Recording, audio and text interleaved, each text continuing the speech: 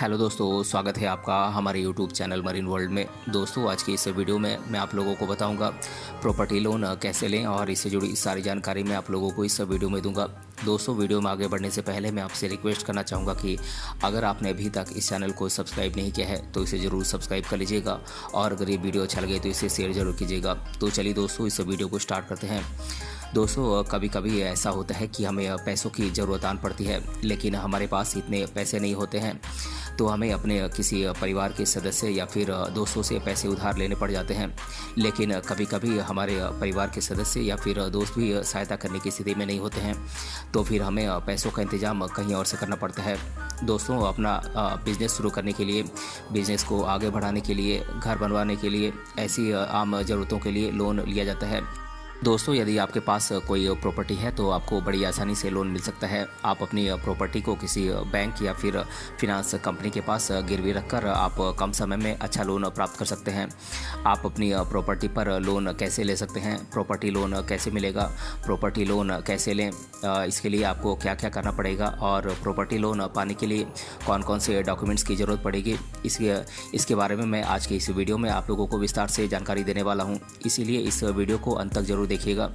दोस्तों, आप अपने हिसाब से चाहे जितनी भी सेविंग करते हों, लेकिन कभी कभी ऐसा हो ही जाता है जब आपको अचानक पैसों की ज़रूरत आन पड़ती है, तब आप अपने परिवार और दोस्तों से पैसे उधार लेते हैं। लेकिन कभी कभी परिवार के सदस्य या फिर दोस्त भी सहायता करने की हालत में नहीं होते हैं, तो आप ऐसी स्थिति में अपने किसी प्रॉपर्टी को गिरवी रखकर बैंक या फिर फिनांस कंपनी से आप लोन ले सकते हैं। अपनी प्रॉपर्टी के अगेंस्ट लोन लेने को ही प्रॉपर्टी लोन कहा जाता है। दोस्तों, आपको प्रॉपर्टी लोन में पर्सनल लोन के मुकाबले कम प्रोसेसिंग फ़ी और कम ब्याज दर पर लोन मिल जाता है।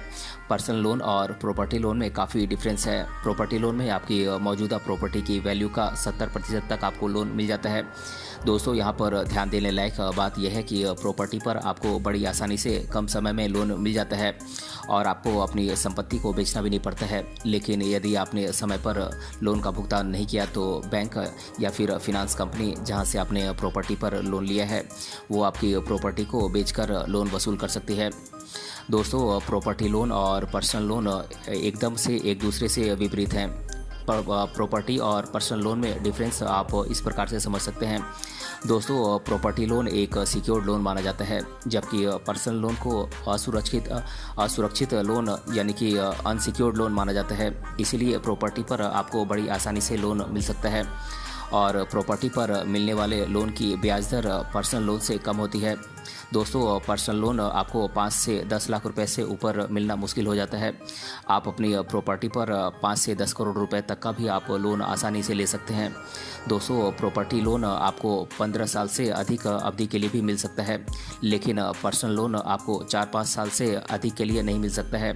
प्रॉपर्टी लोन में आपको अपनी प्रॉपर्टी गिरवी रखनी पड़ती है और इसमें कुछ पेपर वर्क भी करना पड़ता है, जबकि पर्सनल लोन में आपको ये सब नहीं करना पड़ता है और पर्सनल लोन आपको जल्दी मिल जाता है।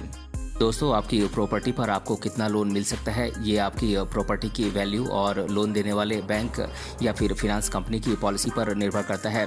आपको आपकी प्रॉपर्टी पर 5 से 10 करोड़ रुपए तक का भी लोन मिल सकता है। लोन देने वाली बैंक आपकी प्रॉपर्टी की वर्तमान वैल्यू का आकलन करती है और प्रेजेंट वैल्यू का 50 से 70% तक का लोन आपको प्रदान करती है। इसके साथ ही बैंक ये भी ध्यान रखती है कि आप लोन भुगतान करने में कितना समर्थ हैं। कभी कभी आपके 1 करोड़ रुपए की वैल्यू की प्रॉपर्टी पर भी बैंक 10 लाख रुपए से ऊपर का लोन नहीं देती है, क्योंकि उन्हें लगता है कि आप लोन वापस करने में समर्थ नहीं हैं। दोस्तों, लोन की ब्याज दर हर बैंक या फिर फिनांस कंपनी की अलग अलग होती है। साथ ही लोन की धनराशि और वापसी की अवधि भी ब्याज दर पर काफ़ी प्रभाव डालती है। इसीलिए लोन लेते समय आपको ब्याज दर को सावधानीपूर्वक चेक कर लेना चाहिए। दोस्तों, प्रॉपर्टी लोन प्राप्त करने के लिए आपको कुछ ज़रूरी डॉक्यूमेंट्स की ज़रूरत पड़ती है।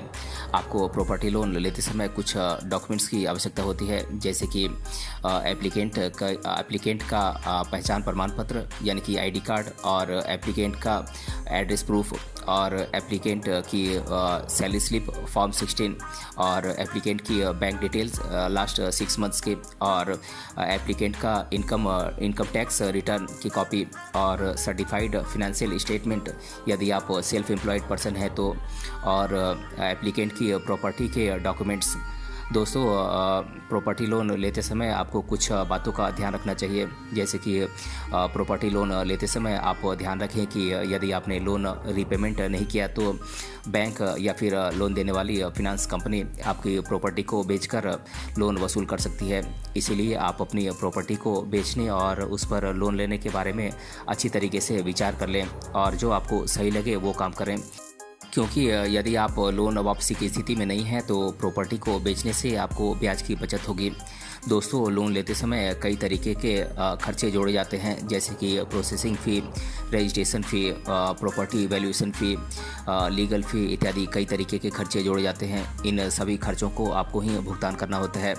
दोस्तों, बैंक या फिर किसी फिनेंस कंपनी से लोन लेने से पहले आप 2-3 जगह लोन ब्याज दर और उस पर लगने वाले अन्य फ़ी के बारे में आप जानकारी ज़रूर प्राप्त कर लें।